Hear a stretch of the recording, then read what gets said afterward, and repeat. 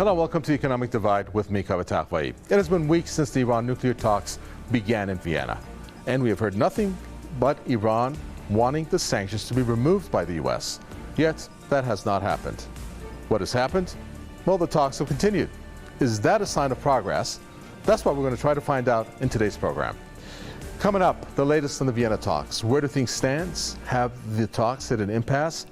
What are the new U.S. excessive demands all about, like the destruction of centrifuges?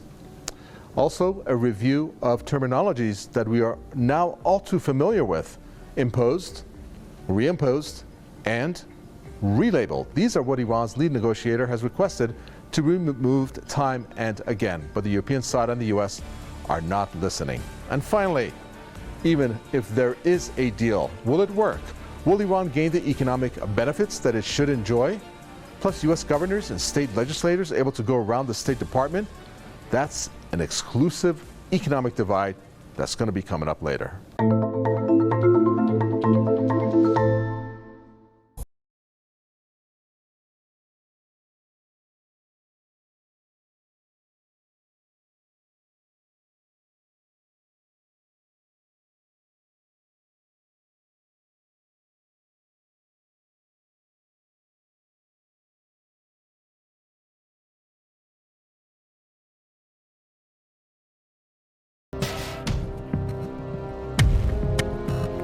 It has been weeks since the Iran nuclear talks began in Vienna.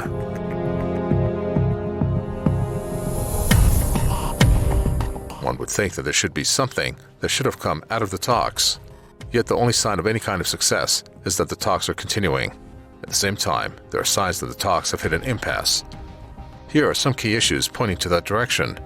The U.S. wants the destruction of Iran's new generation centrifuges, return for a temporary suspension of some of the sanctions related to the nuclear deal. This is while under the JCPOA, Iran's advanced centrifuges, including the IR-4, IR-6, and IR-9, must be stored away under the supervision of the International Atomic Energy Agency and not destroyed. The new demands have been put forward, while the U.S. has not even agreed to remove all the JCPOA-related sanctions. We are, though, nonetheless, pleased that Iran has continued to agree to engage in discussions, in direct discussions with us and with our partners on how we move forward and what is needed to allow us to move back into the JCPOA so that we're part of it again, that we should have never gotten out of, in my view, without us making concessions that we're just not willing to make. Washington is also complicating the talks by insisting on keeping in place 500 anti-Iran sanctions. This would prevent Iran from benefiting from the economic privileges offered under the JCPOA. This will also get in the way of Iran normalizing its trade relations with the rest of the world, in contravention of Article 29 of the deal.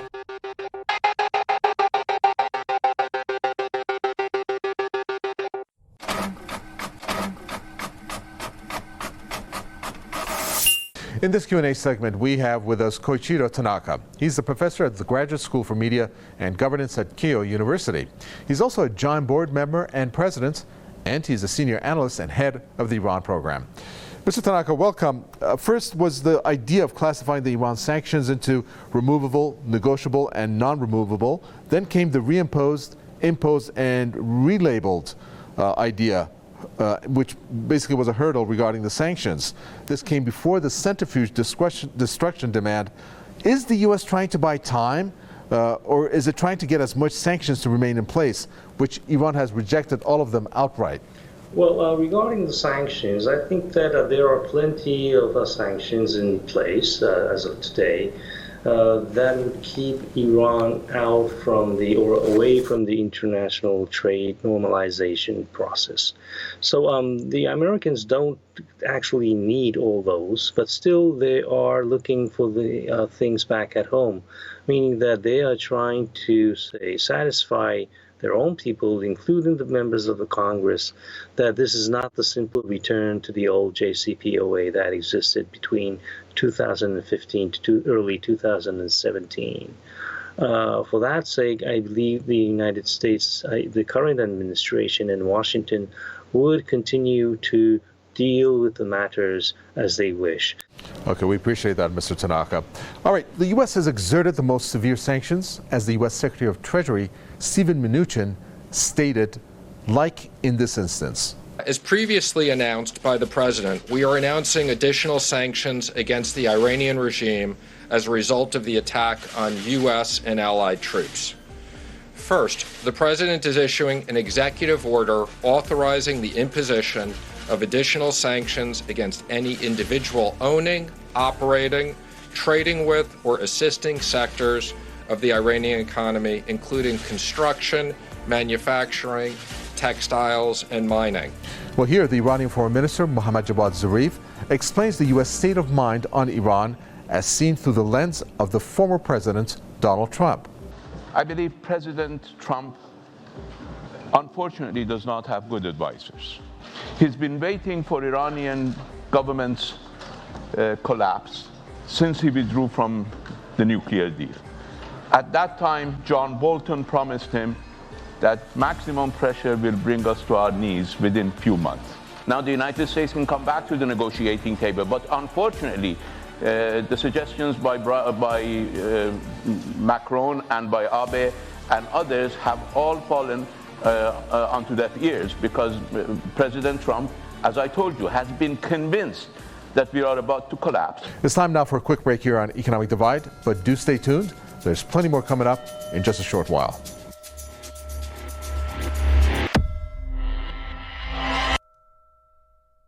The Iran nuclear talks in Vienna are still ongoing. After weeks of talks, some fundamental yet very simple questions are asked. Are they moving forward? Are the talks deadlocked? Has the U.S. agreed to lift all the sanctions? Well, the answer to all those questions is a resounding maybe. That points to the fact that perhaps there is not a clear picture that is emerging from the talks in order to get an idea of what is actually going on. We negotiate behind the tables, not through media. The positions taken in the media is something. The real positions on the table is something else. But what could that real position that is something else be? Iran has said that the U.S. needs to lift all of its sanctions. First, let's take a look at how the different ways the U.S. wants to keep sanctions in place. Now, it has asked for separating sanctions into imposed, reimposed, or relabeled categories. Now, Iran's Foreign Minister Mohammad Javad Zarif has been quick to point out to the U.S. to not categorize or differentiate between the sanctions, since if the shared goal is for Iran to return to full compliance with the deal, all sanctions need to be lifted. Now, at the bottom of this tweet, as you can see over here, all Trump sanctions were anti-JCPOA and must be removed without distinction between arbitrary designations. But these three descriptions actually came after another three key categories of sanctions were introduced prior. They were called removable ones, and then negotiable ones, and non-removable. The idea of classifying the Iran sanctions into removable, negotiable, and non-removable was seriously at odds with what the Americans said at the beginning. What is the U.S. aim? To categorize sanctions so as to have leverage and control on Iran. Well, that is at least the way it looks. Iran has been clear on these futile U.S. efforts from the beginning. After an offer for talks from the U.S. was made initially, Iran renewed its call for the U.S. to lift all sanctions imposed by the former President Donald Trump, as relayed by the Foreign Minister Mohammad Javad Zarif. As seen here in this tweet, he stated that Iran would immediately reverse its retaliatory measures if the U.S. unconditionally and effectively lifted all sanctions imposed, reimposed, or relabeled by Trump. Now, the Iranian Foreign Ministry spokesman, Saeed Khatibzadeh, in line and step with Iran's foreign minister, also relayed the same message, almost verbatim, as seen here in this tweet. Media spinning can't change the fact that unlike the U.S., Iran remains a JCPOA participant. The only U.S. path back to the deal is full compliance and effective removal of all imposed, reimposed, and relabeled sanctions. Well, there's also this notion that the sanctions that the former U.S. President Donald Trump imposed will take a long time for them to be removed. Well, let's hear from the horse's mouth about the imposition and the removal of sanctions. I look forward to the day when sanctions can be finally lifted and Iran can become a peaceful, prosperous, and productive nation. That can go very quickly. It can be tomorrow. It can also be in years from now. Tomorrow, years from now, he never did give an answer that one can really rely on, but Iran's lead negotiator, Abbas Araghchi, gave us a realistic view on that when asked by our very own Homa Lesky. This was his answer on April 9th. And just on, while we were speaking about the sanctions, illegal discussions, what kind of sanctions removal is being talked about? Is it removal with guarantees that they cannot be reimposed, or a temporary suspension, or suspension that requires extension? Well, we have to go model in the JCPOA. There are sanctions which should be terminated, and the US president has the authority to terminate them, so that they should be obviously terminated through executive orders. And there are sanctions which are actually the result of the Congress, legislation. For them, the president could only waive, and this has been mentioned in the JCPOA. So we want all those sanctions be reversed. Whatever imposed during this Trump administration, whatever imposed or reimposed or relabeled during Trump administration, and whatever is mentioned in the JCPOA should be lifted, and they should reverse whatever has been done, and I think the Americans know best how to do that. Well, at this stage, the talks, though still ongoing, have not revealed any true advancements. We have learned about the excessive demands that have been made by the U.S., which is the perfect time actually to ask this from one of our guests who's going to join us for this segment. John McLean is a Tokyo-based independent foreign policy and financial analyst. He's also a Japan-focused coordinator. He's the author of a U.S. declaration of war on Iran. Okay, John, welcome. The Iran nuclear talks in Vienna is risking falling apart due to the U.S. excessive demands. We learned that the U.S. has relayed that to the Europeans, wanting the destruction of Iran's new generation centrifuges in return for a temporary suspension of some of the sanctions related to the nuclear deal. Why would it make such a demand, knowing that Iran would reject it, and not to mention that this could actually derail the talks altogether? Well, I've seen these reports about about the U.S. making demands that centrifuges be destroyed before there's any return to the JCPOA agreement. Just as a general comment, there has to be negotiations first, and then there has to be an agreement on what the two sides are going to do. So if Iran ultimately, under an agreement, has to restrict or maybe even destroy, but somehow restrict or limit centrifuges or other facilities, then these things should come under the supervision of the IAEA.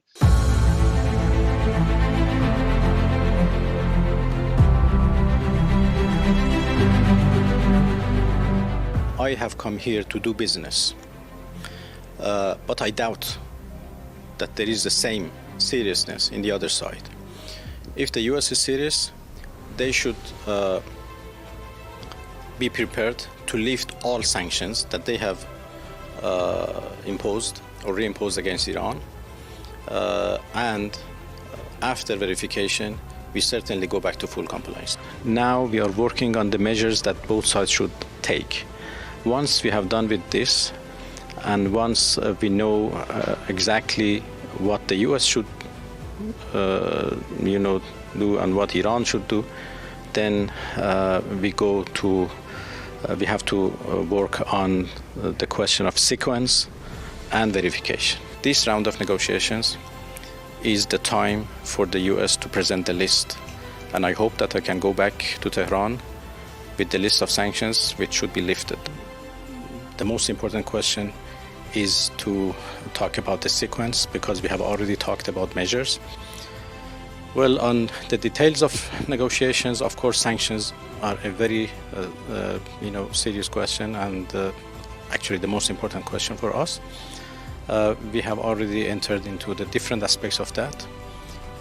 It's a very complicated issue, and as you know, sanctions have different categories, and we have to deal with all of them. The problem or the challenge is about the sequence of who should come first. Who should come first to full compliance? All sanctions should be lifted. All sanctions which are mentioned in the JCPOA, and any new sanctions imposed after the adoption day of the JCPOA, including everything during Trump administration.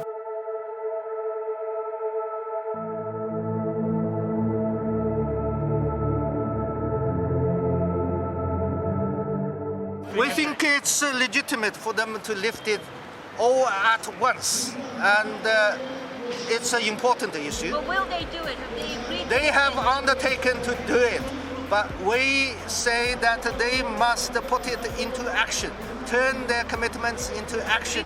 The current sticking point, number one sticking point, is U.S. to lift its sanctions, all its sanctions, not just the primary sanction against Iran, but also lift all its sanctions of long-term jurisdiction in nature, involving the third-party entities and the individuals. China maintained that all U.S. sanctions should be lifted immediately. May it concern sanctions against Iran or its long-term jurisdiction measures affecting third country entities and individuals, including those on Chinese. So we are looking forward to such a drafting exercise. So it's just axiomatic that U.S. should abolish all its unilateral sanctions against Iran, as well as any third party in the first place, before Iran moved to implement the provisions on the JCPOA accordingly.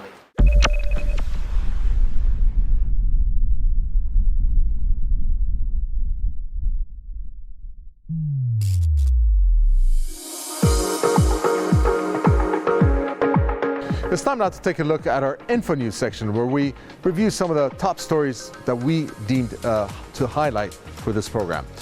Our first story concerns U.S. Big Pharma. A film actually came out highlighting what they have done. The firms use bribery, dodgy marketing, and shady political deals to make fortunes. We know that this has been covered before, but it has reached a new epidemic levels.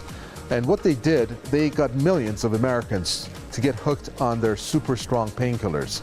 We know that this epidemic has reached such proportions that in the previous U.S. administration, it deemed to be a national emergency of sorts. Moving on to our next item concerns U.S. infrastructure. Now, this past week, an oil pipeline cyber attack exposed America's multi-trillion-dollar infrastructure security crisis. What is this all about? Well, the oil pipeline that was hacked, because it's controlled by computer systems, was unable to deliver gasoline to the pumps. Basically, the cyber attack prompted the shutdown of the biggest energy infrastructure in the United States, which covered a number of U.S. states, mostly on the eastern side of the country. Next, crypto mayhem. In this particular case, Bitcoin. The price plunge resulted in $365 billion wipeout. That continues till today. Why did that happen? It was a result of a tweet. You had the price drop due to Elon Musk, who said that Tesla no longer accepted Bitcoin. So that prompted somewhat of a sell-off, as mentioned, $365 billion, which is increasing even to this day. And that is the reason that he stated environmental concerns. He said the huge use of fossil fuels in mining Bitcoin is something that he can't tolerate anymore. As a result, to lead to that sell-off. Finally, unemployment. In this particular case, we take a look at India. It's on the brink of an unemployment crisis, registering at this point at 8%. The sector to have been hit hard, salaried employees. The biggest loss of employment was for the year 2020-2021. Again, a result of the pandemic, and that figure could actually go a lot higher. Well, at this point, it's time to take a look at a demonstration that took place after the U.S. president, or the previous U.S. president, Donald Trump, pulled out of the Iran nuclear deal. The statements coming from Iranians in the aftermath are very telling about the facts of this deal, as you're about to see.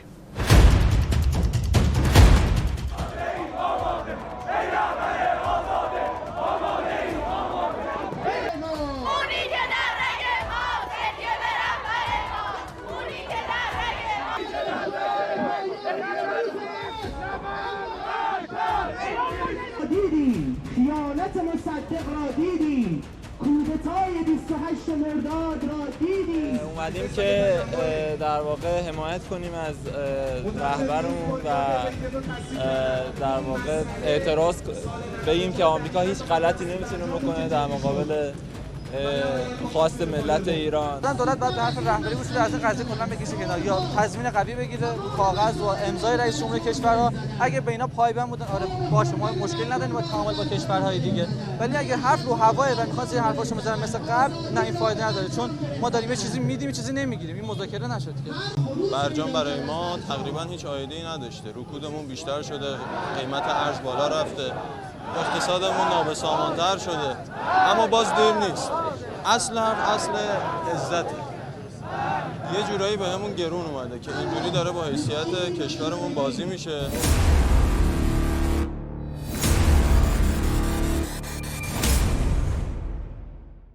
Time to bring back John McLean for this Q&A segment. John, Washington's insistence on keeping these 500 organizations, or people and organizations, under sanctions will prevent Iran from benefiting from the economic privileges that it's entitled to under the JCPOA. It's also going to get in the way of Iran normalizing its trade relations with the rest of the world, which is a contravention of Article 29 of the deal. And this is kind of reminiscent of the 2015 deal when Iran signed back then, yet it did not reap the benefits that it was entitled to, because one of the reasons the U.S. threatened other countries from doing business with Iran. And therefore, this sounds like a lopsided deal, which ultimately will end up being rejected by Iran. Well, you know, the U.S. has tied itself into knots with all these sanctions, whether they're broad-based sanctions against industries, such as the banking industry, or the energy industry, or the shipping industry, and just a whole lot of sanctions against individuals. So obviously, if the U.S. removes a certain type of sanctions, perhaps sanctions on industries such as banking or shipping or the energy sector, but leaves in place a large number of sanctions against individuals, which effectively, or particular businesses or particular units of government, which effectively prevents those individuals or maybe companies or units of government from returning to the international economy. All right, we do appreciate that. That's John McGlynn, who is a Tokyo-based independent foreign policy and financial analyst, with his statements there. Thank you so much for that. Well, we have saved the best for last. This piece of information has been actually overlooked when it comes to the Iran nuclear talks. At least it seems that way. It has come to light that not only can the U.S. Congress make things complicated for Tehran, even U.S. state and local organizations can cause headaches for Iran. And this is a piece overlooked, but very important, which deems the title ED exclusive.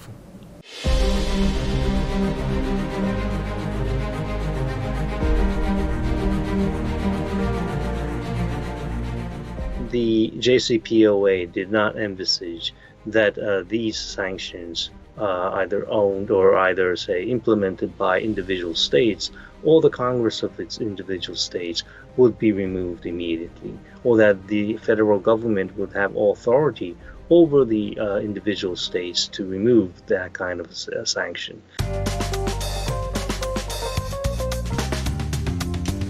The Iran nuclear talks and the U.S. pullout from the international agreement has exposed one big truth: the failure of trust in signing an agreement with the U.S.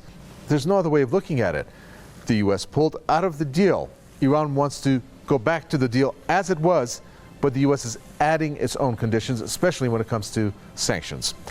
Now, whether a deal is signed or not, who has more to lose? Or should I ask, who has more to gain?